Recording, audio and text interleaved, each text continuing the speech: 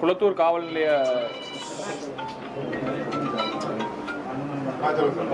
நிலைய குற்ற எண் 118/26 11/3/2026 ரிப்போர்ட் ஆன வழக்கை பற்றி தான் இந்த ப்ரெஸ் மீட்டுக்கும் நான் கொடுக்க போகிற தகவல்களுக்கு போகிறதுக்கு முன்னாடி ஃபஸ்ட்டு இந்த வழக்கு புலன் விசாரணையில் இருக்குது.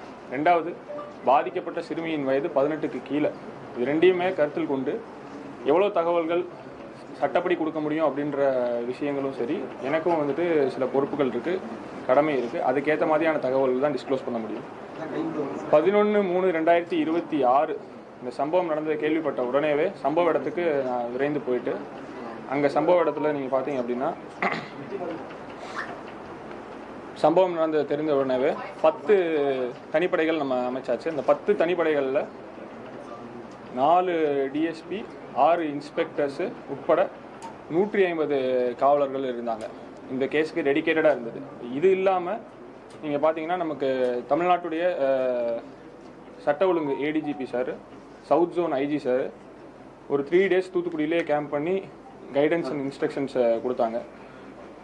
செகண்ட் திங் பார்த்தீங்க அப்படின்னா, சம்பவம் நடந்த நாள்லேருந்து இந்நாள் வரைக்கும் திருநெல்வேலி சரக டிஐஜி திரு சரவணன் ஐபிஎஸ் சார் டெய்லி வந்துட்டு சீன் ஆஃப் கிரைமையும் அந்த வில்லேஜ் அந்த ஸ்டேஷன் விசிட் பண்ணி எனக்கு வந்துட்டு சப்போர்ட்டிவாக கைடன்ஸ் அதெல்லாமே இருந்துச்சு. இப்போ இந்த வழக்கில் பார்த்தீங்க அப்படின்னா ஒரு நபர் இப்போ வந்து கைது செய்யப்பட்டிருக்காரு. ஃபஸ்ட்டு விஷயம், அந்த நபருக்கு நம்ம எப்படி கைது அப்படின்னு பார்த்தீங்கன்னா, இந்த இன்வெஸ்டிகேஷன் எல்லாமே வந்துட்டு பியூர்லி சயின்டிஃபிக் லைன்ஸில் தான் நம்ம பண்ணது.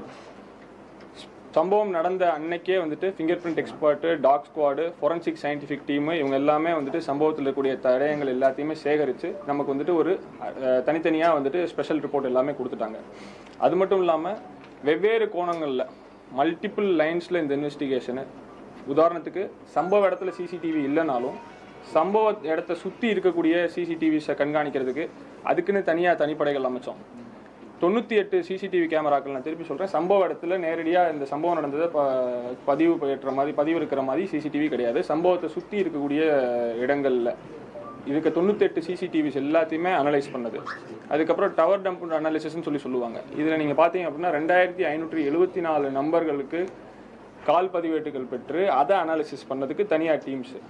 இது மட்டும் இல்லாமல் எம்ஓ கிரிமினல்ஸு, ஜெயில் ரிலீஸ் ஆன அஃபண்டர்ஸு, ப்ரீவியஸ் கன்விக்ட் ஆன அஃபண்டர்ஸு, இந்த மாதிரி குற்ற பின்னணி, அதாவது செக்ஷுவல் அஃபண்டர்ஸ் மட்டும் இல்லாமல் வேறு குற்ற பின்னணிகளும் இருக்கக்கூடிய நபர்கள், அந்த பாதிக்கப்பட்ட கிராமமாக இருக்கட்டும், அதை சுற்றி இருக்க ஊர்களில் இருக்கட்டும், மொத்த தூத்துக்குடியாக இருக்கட்டும், இருந்த நபர்களில் பார்க்குறதுக்கு, கண்காணிக்கிறதுக்கு அவங்கள போய் எடுத்து அந்த சமயம் அவங்கள்ட்ட போய் ஒரு இன்ட்ராகேஷன் பண்ணுறதுக்கு நிறைய டீம்ஸ் நம்ம போட்டோம்.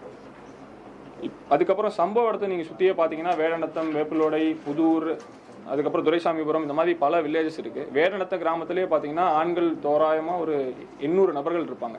இப்போ நான் சொன்ன இந்த லிஸ்ட்டு, அந்த 800 நபர் ஆண்களில் அதை விசாரிக்கிறதுக்கு அந்த 800 நபர் ஆண்கள் ஏன் அதை பண்ணியிருக்கக்கூடாது, அதில் சந்தேகத்தின்படியாக எத்தனை பேர் இருக்காங்க, அவங்க சொல்கிற உண்மைகள், இதுக்கு அலிபைன்னு நம்ம சொல்லுவோம். அவங்க அன்னைக்கு வந்து இப்போ ஒரு சம்பவம் நடக்குது, நம்ம அதை விசாரிக்கிறோம், அந்த மாதிரி அவங்க அந்த நேரத்தில் எங்கே இருந்தாங்க அப்படின்றத தனியாக அதை விசாரிக்கணும். அவங்க சொன்னதை அப்படியே நம்ம கேட்டுட்டு நான் இது பண்ணிட முடியாது. அவங்க இந்த குற்றம் நடந்த அன்னைக்கு எங்கே இருந்தாங்க அப்படின்னு சொல்லி ப்ராப்பராக விசாரித்து அவங்க சொல்கிற அளவை கரெக்டாக இருக்கான்னு சொல்லி விசாரிக்கிறதுக்கு இதுக்கு டெடிக்கேட்டடாக டீம்ஸ் இருந்தாங்க. இப்போ நான் ஏற்கனவே சொன்ன மாதிரி MO criminals, jail release, convicted offenders ஒரு 461 கிரிமினல்ஸை டைரெக்டாகவும் சரி, டிஜிட்டல் எவிடன்ஸ் மூலியமாகவும் சரி இந்த வழக்கை பண்ணலை அப்படின்னு சொல்லிட்டு ரூல் அவுட் பண்ணியிருக்கோம். இந்த கிராமத்தை சுற்றி இருக்கக்கூடிய இத்தனை ஆண்களில் அவங்களுடைய கேரக்டரை இந்த கிராம மக்கள் கொடுக்குற எவிடன்ஸு, விட்னஸை வச்சு அந்த நபர்கள் இதை பண்ணலை அப்படின்னு சொல்கிறதையும் நம்ம ரூல் அவுட் பண்ணியிருக்கோம். இப்போ இவ்வளோ நாட்கள் நம்ம பண்ண இந்த சிஸ்டமேட்டிக், தரோ அண்ட் ப்ரொஃபஷனல் ஒர்க்குனால தான் நம்ம இந்த டிஜிட்டல் எவிடன்சஸ்ஸு நேரடியாக போய் விசாரித்தது, ப்ரீவியஸ் கிரிமினல்ஸ் எல்லாத்தையும் செக் பண்ணது, இது எல்லாத்தையுமே கன்சாலிடேட் பண்ணி நம்ம இந்த நபரை கைது பண்ணியிருக்கோம். இவ்வளோ ஆதாரங்கள் நமக்கு கிடைச்சதை வச்சு இந்த நபரை நம்ம கைது பண்ணியிருக்கோம்.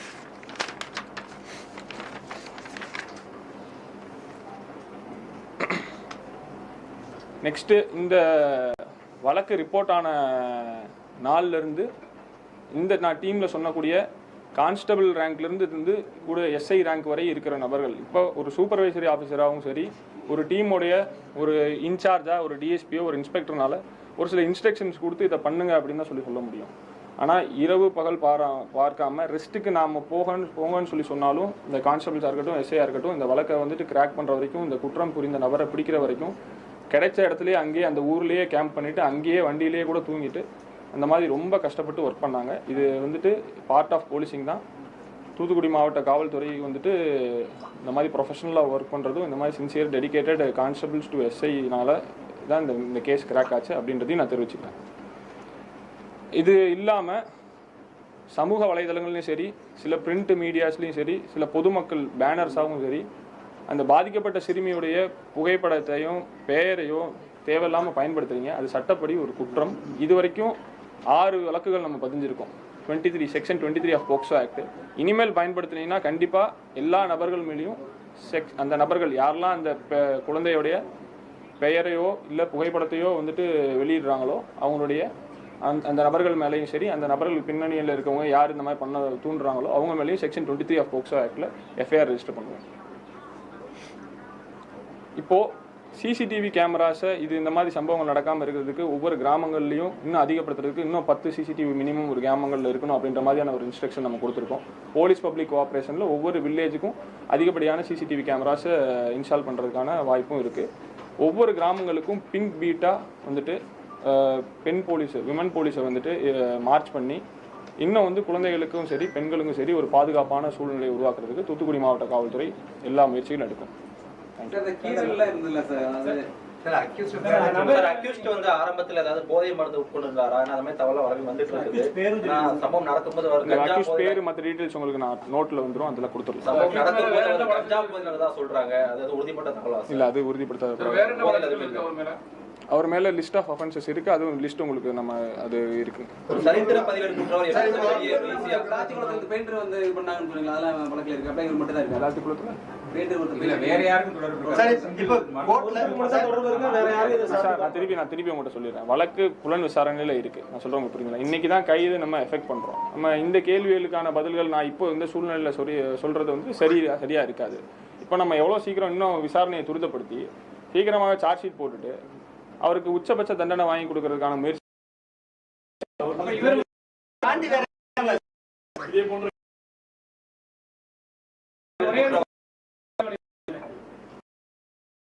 விசாரணை அதான் நான் இப்போ சொல்றேன் பாத்தீங்கன்னா. அதான் நான் என்ன சொல்றேன் அப்படின்னா, இப்போ நம்ம அவர் நேரடியாக அவருடைய கன்ஃபெஷன் மட்டும் கிடையாது. இப்போ அவர் இந்த இவ்வளோ அனாலிசிஸ் நம்ம பண்ணதில்லை. சிசிடிவி அனாலிசிஸாக இருக்கட்டும், நம்ம கால் ரெக்கார்ட்ஸ் அனாலிஸாக இருக்கட்டும், சூழ்நிலை சாட்சிகள் பார்த்ததில்ல நபர்களாக இருக்கட்டும், இது எல்லாமே பார்த்ததை வச்சு அந்த நபர்கிட்ட போகும்போது அவர் அது மூலியமாக தான் நம்ம போகிறோம். நம்ம சரியான சாட்சிகள் இல்லாமையோ நம்ம சரியான ஆதாரங்கள் இல்லாமல் நம்ம கைது நடவடிக்கை இது பண்ணல. இதுக்கு மேலே நம்ம இந்த ஸ்பெசிஃபிக்காக நான் சொன்னால் சரியாக இருக்காது. அது வழக்கு சிடி ஃபைலில் இருக்கக்கூடிய அதை நான் டிஸ்க்ளோஸ் பண்ண முடியாது. அதுதான் திருப்பி நான் சொல்கிறேன். உங்களுக்கு தெரியும், இந்த வழக்கு ரிப்போர்ட் ஆகி இது எனக்கு தெரிஞ்சு எத்தனை நாட்கள் ஆயிடுச்சுன்னு உங்களுக்கு தெரியும். இந்த வழக்கு ரிப்போர்ட் ஆகி இத்தனை நாட்களுக்கு அப்புறம் நம்ம சயின்டிஃபிக் லைன்ஸ் ஆஃப் இன்வெஸ்டிகேஷன் தான். எந்த வித அழுத்தத்துக்கோ வேறு எந்த வித இது விஷயங்கள்னால இன்ஃப்ளூயன்ஸ் ஆகாமல் பியோர் லைன்ஸில் சயின்டிஃபிக் லைன்ஸ் ஆஃப் இன்வெஸ்டிகேஷன் சிஸ்டமேட்டிக்காக பண்ணி தான் எவிடன்ஸ் நம்ம இது பண்ணியிருக்கோம். இதை மட்டும் இல்லாமல் இது ஹானரபிள் ஹைகோர்ட்டும் மானிட்டர் பண்ணிட்டு இருக்காங்க இந்த இன்வெஸ்டிகேஷனை. நான் ஏற்கனவே ஒரு ஸ்டேட்டஸ் ரிப்போர்ட் ஃபைல் பண்ணியிருக்கேன். திருப்பி ஒரு ஸ்டேட்டஸ் ரிப்போர்ட் ஃபைல் பண்ணுவேன். இப்போ இந்த நபர் நாங்கள் கைது செய்கிற நபருக்கு உடனே ரத்த சாம்பிள் எடுத்து பிளட் சாம்பிள் எடுத்து நம்ம டிஎன்ஏ மேட்ச் பண்ணுறதுக்கும் நம்ம லேபுக்கு அனுப்பிச்சிடலாம். ஏற்கனவே 22 வழக்கு மேல அவர் மேல இருக்குது. இவ்வளவு சுதந்திரமா அவர் எப்படி வெளியே வந்தாரு? பல்வேறு முரண்பாடுகள் இருக்கலாம் சார். அவர் ஒரு ரேப் அண்ட் மர்டர் ஆல்ரெடி எந்த ஆன் வாட் கிரவுண்ட் உங்களுக்கு அந்த டீடைல்ஸ் நம்ம போஸ்ட் கன்விக்ட்ல அப்பீல் பெட்டிஷன் போகும்போது அவர் பெயில் தான் வாங்கியிருக்காங்க. அங்கே போஸ்ட் கன்விக்ஷன்ல போயிட்டு அப்பீல் பெட்டிஷன் இன்னும் பெண்டிங்காக தான் இருக்கு. அந்த டீடைல்ஸ் அது வரைக்கும் தெரியும். மிச்ச டீடைல்ஸ் உங்களுக்கு நான் நோட் பண்ணுறேன். இப்போ இது ஹைகோர்ட்ல சொல்லும்போது police have told that the 5 suspects oda blood samples have been sent for DNA test. On what prima facie grounds was the blood samples of those 5 sent for? அந்த 5 நபர் நான் திருப்பி சொல்றேன். அந்த 5 நபர்களுமே சஸ்பெக்ட்ஸ். இப்போ நம்ம அதான் சொல்றோம் பாத்தீங்களா, நம்ம அந்த 5 நபர்கள் சஸ்பெக்ட்ஸோட blood sample எடுத்திருக்கோம். ஆனா அந்த 5 நபர்ல எந்த நபருமே நம்ம கைது எஃபெக்ட் பண்ணல. கைது அரெஸ்ட் எஃபெக்ட் பண்ணக்கூடிய போதுமான சாட்சிகள் இருக்கிறனால தான், எவிடன்ஸ் இருக்கிறனால தான் நம்ம அரெஸ்ட் எஃபெக்ட் பண்ணோம். அது என்ன சாட்சி, அது என்ன எவிடன்ஸ் நான் உங்களுக்கு ஜென்ரலாக தான் சொல்ல முடியுமே தவிர சிடி ஃபைலில் இருக்கிற மாதிரி அந்த விஷயங்கள் நான் சொல்ல முடியாது. அது சரியா இருக்காது.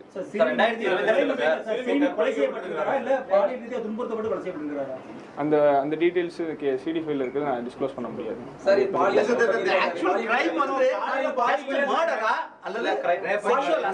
சார்ஜ் ஷீட் நம்ம சார்ஜ் ஷீட் போடுவோம்ல, நம்ம இன்வெஸ்டிகேஷன்ல தான் எனக்கு சார்ஜ் ஷீட் போடுவோம்ல. இன்னைக்கு தானே ஃபர்ஸ்ட் அரெஸ்ட் எஃபெக்ட் பண்றோம். கேர்ள் மிஸ்ஸிங் அது ஆல்ட்ரேஷன் எப்படி மீடியாவில் எப்படி நான் சொல்ல முடியும்? இது சரியா இருக்காதுங்க. இந்த டைம் நம்ம டிஸ்க்ளோஸ் பண்றது சரியா இருக்காது. இல்ல நான் திருப்பி எல்லாத்துக்கும் ஒரே நிமிஷம் ஏற்கனவே இது வந்து செக்ஷுவல் அசால்ட் மர்டர்னு ஆகி போச்சு. அந்த மாதிரி அனுப்பி இப்போ வந்து நாங்க எனக்கு வெறும் மர்டர்னு சொல்றதா அல்லது சஸ்பெக்டட் செக்ஷுவல் அசால்ட் அண்ட் மர்டர்னு சொல்றதா? செக்ஷுவல் அசால்ட் கம் மர்டர் தாங்க. செக்ஷுவல் அசால்ட் கம் மர்டர் தான். அதுக்கான எவிடன்சஸ்க்கு நம்ம சேகரித்து நம்ம அனுப்பிச்சிருக்கோம். அதுக்கான ரிசல்ட் வந்ததுக்கப்புறம் நம்ம சார்ஜ் ஷீட் உடனே ஃபாஸ்ட்டாக எவ்வளோ சீக்கிரம் பண்ண முடியும் பண்ணிடுவோம். இதுக்கு மேலே நம்ம இன்வெஸ்டிகேஷன் இருக்குது. இதுக்கு மேலே நம்ம ஒவ்வொரு ஸ்பெசிஃபிக் கொஸ்டின் போயிட்டே தான் நல்லா இருக்காது. நான் ஜென்ரல் நான் சொல்லிட்டேன். ஏன்னா மக்களுக்கு இந்த சந்தேகங்களை வந்து நம்ம இது பண்ணணும். சட்ட ஒழுங்கு பிரச்சனையில் போயிடக்கூடாது அப்படின்றதுக்காக நம்ம என்ன தேவையோ அது எல்லாமே நம்ம டிஸ்கஸ் பண்ணியாச்சு. அந்த இந்த ஸ்பெசிஃபிக் டீடைல்ஸ் நான் சொல்றது சரியா இருக்காது. சொல்றது எங்க இந்த time date place of arrest இது சொல்றது சரியா இருக்காது. இன்வெஸ்டிகேஷன் இருக்கும்போது sir last one more question 22 case அவர் மேல இருக்குது. சோ பிணையில வந்த ஒரு கைதி ஏன் கிரைம் சரியா ஃபாலோ பண்ணல சார்? இல்ல இங்க பாருங்க, தூத்துக்குடி மாவட்டத்தில் வந்துட்டு 1500 சரித்திர பதிவேடு குற்றவாளிகள் இருப்பாங்க. எல்லாத்தையுமே நம்ம ஃபாலோ பண்ணிக்கிட்டு தான் இருக்கோம். அது ஒருத்தர் பின்னாடி 24 நம்ம ஃபாலோ பண்ணிக்கிட்டு தான் இருக்கோம். அது ஃபாலோ பண்ணாம கிடையாது. அதை ஃபர்ஸ்ட் நல்லா புரிஞ்சுக்கோங்க. ரெண்டாவது விஷயம், அப்படியே ஃபாலோ பண்ணிட்டு நம்ம திருப்பி போய் அன்னைக்கு நம்ம செக் பண்ணுறோம் அப்படின்னும் போது எந்த குற்றம் செய்த நபரும் தானாக வந்துட்டு நேற்று இந்த குற்றம் நான் செஞ்சுட்டேன் அப்படின்னு சொல்ல மாட்டாங்க. சொல்கிறது உங்களுக்கு புரியுதுங்களா? அந்த நபரை நம்ம கைது பண்ணுற அளவுக்கு அந்த நபர் மேலே சந்தேகத்தை வச்சு அவர் சொல்கிற முரண்களை நம்ம கரெக்டாக எங்ககிட்ட இருக்க ஆதாரங்களை வச்சு தான் நம்ம வந்துட்டு அவங்களை பிடிக்க முடியும். உங்களுக்கு புரியுதுன்னு நினைக்கிறேன். ஃபாலோ பண்ணலன்னு சொல்ல முடியாதுன்னு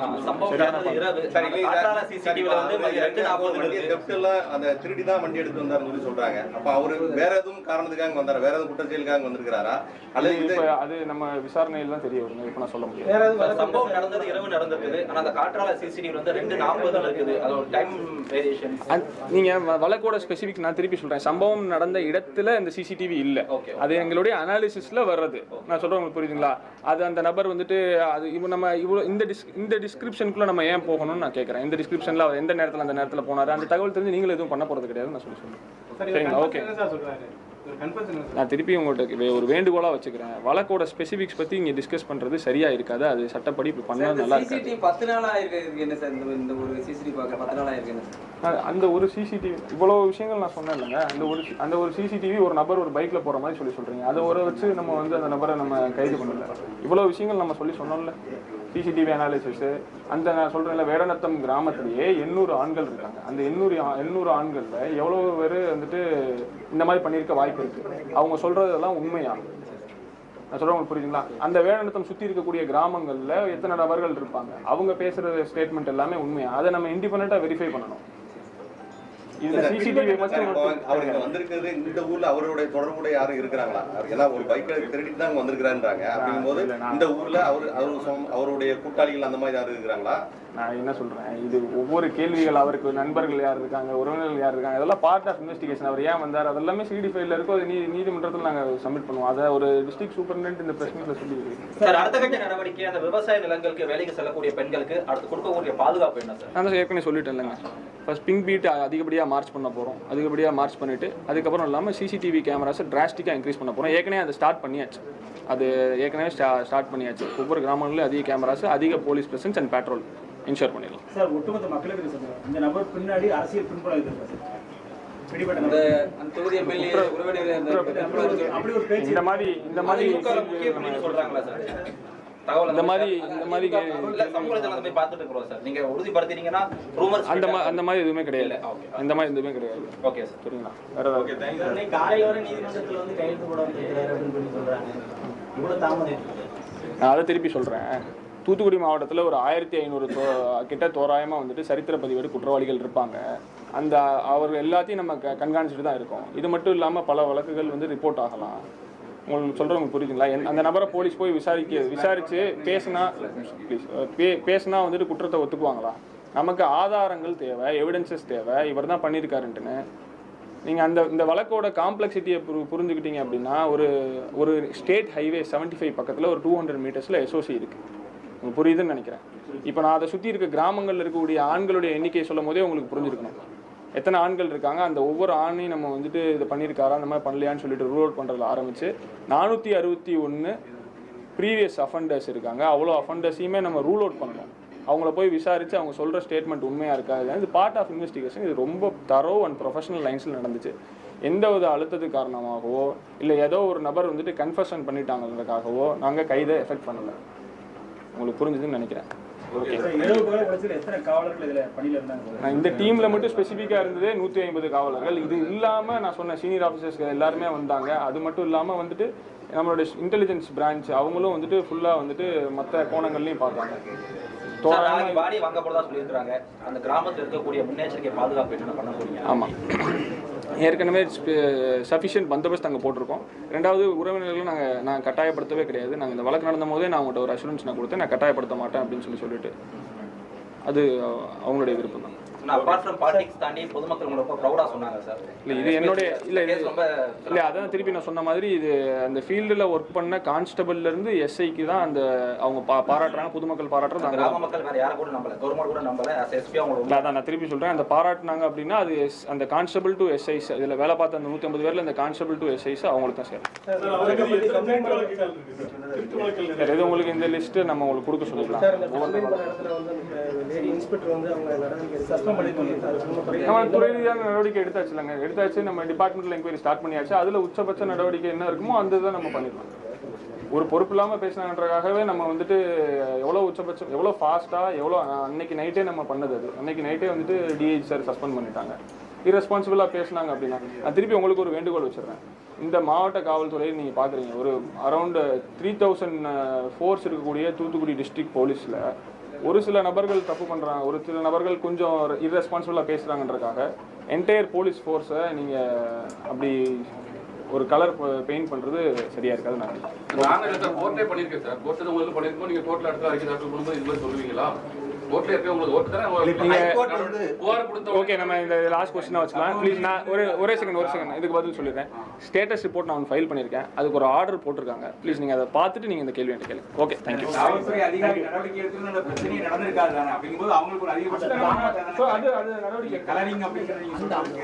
சொன்னது மொத்த போலீஸ் ஃபோர்ஸும் பண்ணாங்க. தாமதப்படுத்துறதுனால தான் மறுநாள் நடவடிக்கை